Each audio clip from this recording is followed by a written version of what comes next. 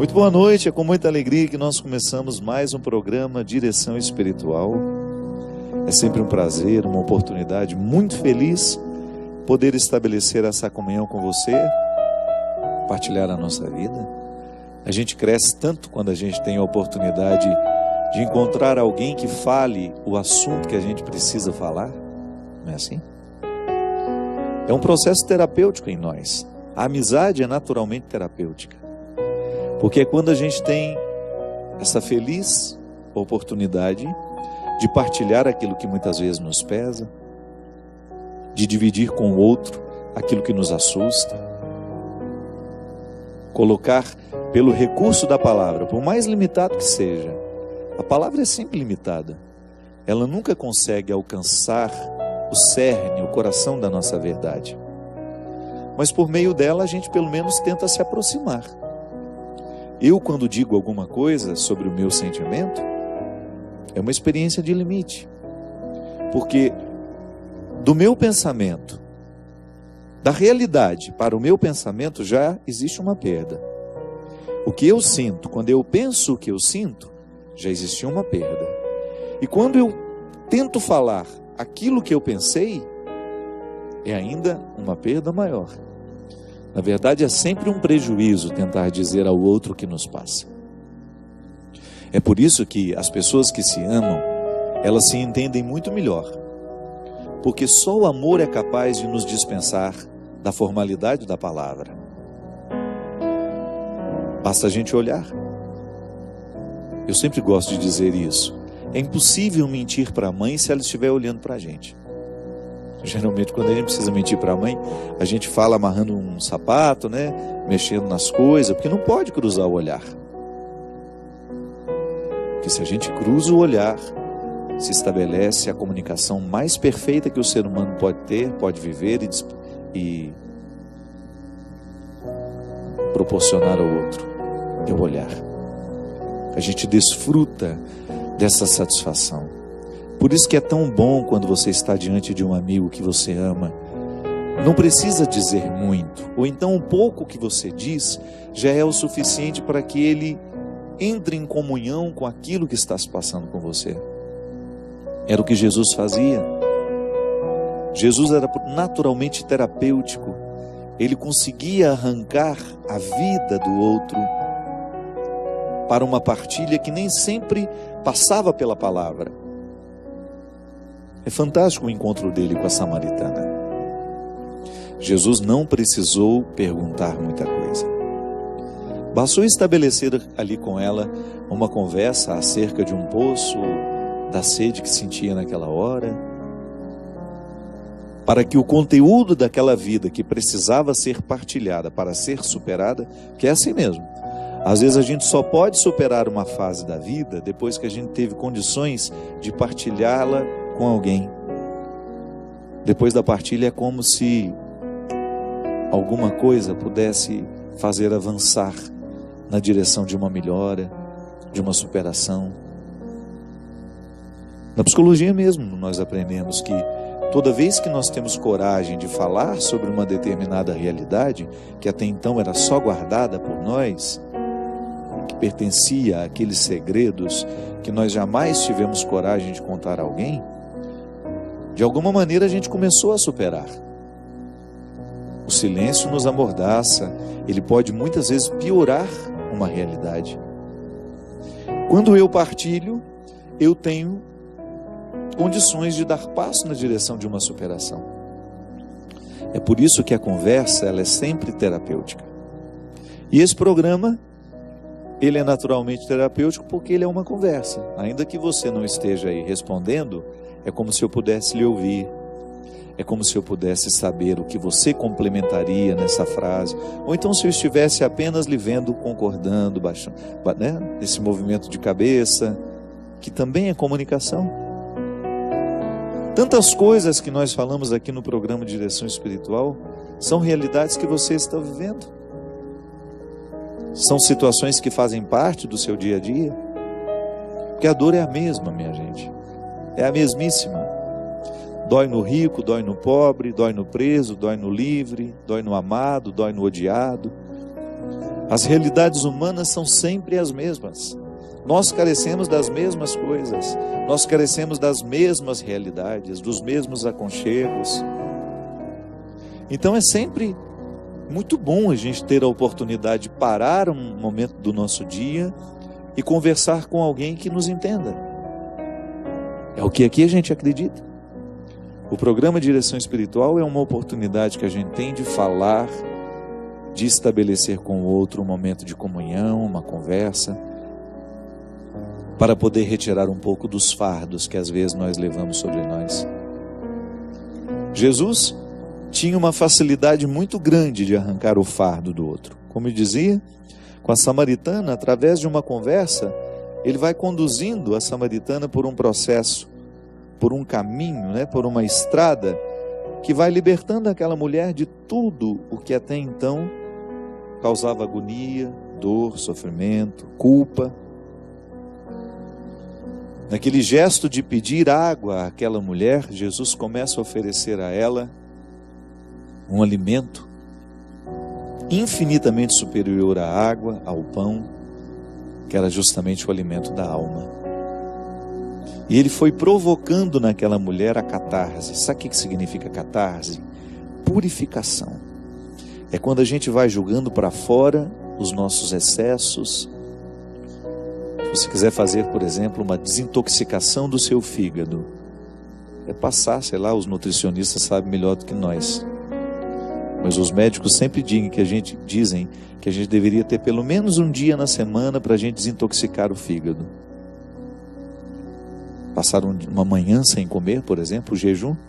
O jejum ele é tão benéfico à vida humana. Isso é catarse, isso é purificação. Você toma um chazinho, vai fazer bem para o fígado. Aí você vai proporcionando ao seu fígado essa catarse. Nós precisamos fazer essa catarse aqui também, na nossa cabeça. É aqui no nosso cérebro que a gente processa todo o passado que não deu certo. Igual a samaritana. A samaritana chegou diante de Jesus, ela também estava com sede. Porque senão ela não iria buscar água. Ela não tinha reservas na casa dela. Ela precisou sair na direção do poço de Jacó, que já alimentava os seus ancestrais. Aquele poço ele tinha um motivo religioso também para eles, para os samaritanos. Fazia parte de uma herança. Os samaritanos tinham tão pouco na vida, Então eles valorizavam tanto, por quê? Naquele poço, os seus ancestrais haviam saciado as suas sedes. Então ele estava indo lá com a sua vasilha buscar água. Era meio-dia, um dia muito quente, e ela se deparou com Jesus. Foi então que ele começou a pedir a ela água. Mas o que na verdade Jesus queria era só em começar uma conversa. Tá certo, ele podia estar com sede também. O inusitado aconteceu. Ele conversou com uma mulher que estava também sedenta de água física, mas sobretudo de vida. Ela estava sedenta de vida. Já estava no 6º casamento, uma vida toda errada. E Jesus, percebendo isso, começou a conversar com ela, começou a valorizá-la. É tão bom isso, não é? Quando você começa a conversar com alguém que, mesmo sabendo que você tem defeitos, começa a falar das suas qualidades. Você já experimentou o poder terapêutico de uma palavra motivacional? De alguém que por um instante lhe faz esquecer tudo o que foi fracasso na sua vida e começa a lhe conduzir através da palavra, do argumento. Que isso, que bobagem. Você tem tantos valores. E começa a abrir estradas diante dos seus olhos que até então sozinho você não via, porque você só tinha condições de enxergar os seus erros. Você só tinha capacidade de perceber a vida que não tinha dado certo. Você estava impossibilitado de enxergar futuro, só via passado. E de repente aquele amigo, aquela palavra que foi te motivando, que foi semeando sonhos dentro de você, é igual quando alguém percebe que nós temos talento para alguma coisa e a gente tinha medo de dizer que tinha vontade de desenvolver aquele talento, você escuta aquele elogio e aquilo te enche de esperança. É verdade, eu vou me ocupar disso, vou dedicar-me para que esse talento venha à tona. A gente sabe muito bem o que Jesus provocou na samaritana, porque de alguma forma, em algum momento da nossa vida, alguém fez isso conosco.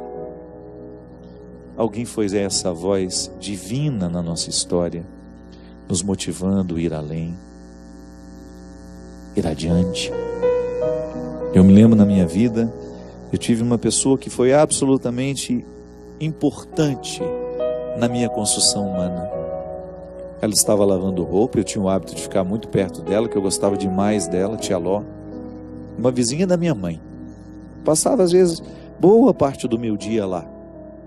Gostava muito da família, uma família muito animada, muito festeira. E num belo dia, a tia Ló virou e falou para mim assim: Fabinho, por que você não vai para o seminário? Você já manifestou desejo de ser padre, por que você não vai? A minha vida mudou, eu não trabalhava com o carnaval naquela época. Já estou trabalhando, não penso que seja para mim agora ser padre, não. Já foi em outro tempo. Eu acho que você está perdendo tempo. Isso ela lavando roupa. Se você vai para o seminário, veja bem, você gosta de ler, você gosta de escrever, você já apresenta alguns dons que são tão importantes na vida de um sacerdote. Você já imaginou que bom sacerdote você poderia ser se colocasse para Deus toda essa arte que você tem dentro de você? E eu me lembro que eu ainda retruquei: mas eu já estou colocando essa arte no carnaval, em pouco tempo eu vou para o Rio de Janeiro, vou trabalhar nas escolas de samba de lá. Aí ela olhou para mim, parou a lavação de roupa e falou: e você acha que uma escola de samba pode lhe dar tudo aquilo que o seminário pode? Seminário você vai se tornar gente. Ainda que você estude um tempo depois e descubra que não é, mas eu acho que você deveria experimentar.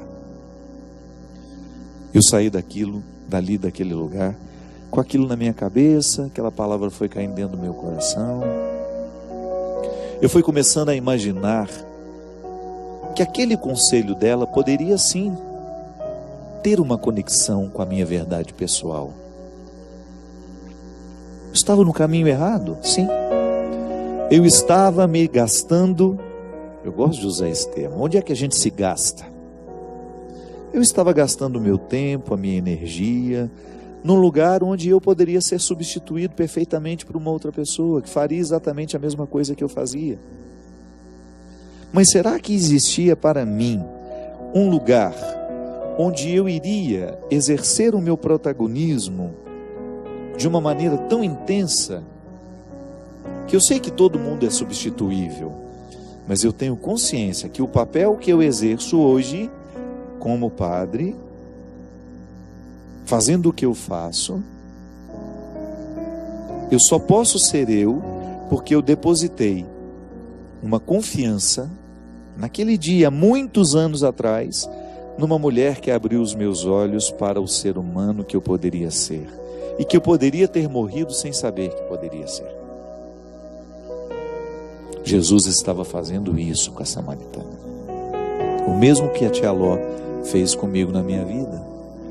Abriu o meu coração para que eu pudesse perceber que eu ainda não havia provado a água que realmente me transformaria, que mataria a minha sede.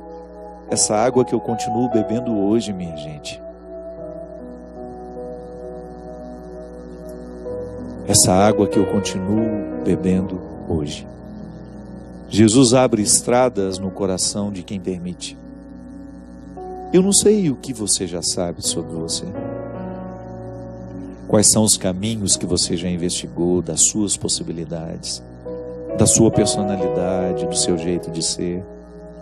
Ainda que você já tenha 90 anos, nunca é tarde para você perceber quais são as estradas que você ainda precisa trilhar. E se você está cansado, Eu estou sem condições, Padre, de hoje abrir uma picada nova no matagal da minha vida. Acredite na palavra de Jesus que lhe diz: vinde a mim, todos vós que estáis cansados, carregados de fardos, e eu vos darei descanso. Tomai sobre vós o meu jugo e sede discípulos meus, porque sou manso e humilde de coração, e encontrareis descanso para vós, pois o meu jugo é suave e o meu fardo é leve. Vamos ler de novo? Vinde a mim, todos vós que estáis cansados e carregados de fardos. Sim, a samaritana estava carregada pelos fardos do passado. Tinha até medo de contar que já tinha tido tantos maridos, que já tinha errado tanto com a sua vida sentimental. Eu também. Lá no meu passado, eu também tinha medo dos fardos que eu levava. Tinha uma história difícil. Sim, uma história familiar pesada. Tia Ló conhecia de perto. Tia Ló conhecia de perto os medos que eu trazia, as inseguranças que me foram colocadas pela estrutura familiar que eu tinha. Eu também estava cheio de fardos. Mas naquele momento ela encarnou essa palavra de Jesus, mesmo sem citar esse evangelho. Por que você não vai para o seminário e permita? Por que você não vai e permita que Deus arranque os fardos que até então estão lhe impedindo de saber quem você é? Foi o que Jesus fez. O que Jesus fez com a samaritana foi retirar dela os fardos que a impediam de saber quem ela era e o que ela podia. Ela estava na dinâmica dessa música. Nem toda reza é santa, nem todo escuro é breu, nem toda beleza encanta, nem tudo que tenho é meu. É isso mesmo. Às vezes a gente assume coisas na nossa vida que não são nossas. Eu estava assim naquele momento, assumindo para mim uma vida que não era minha.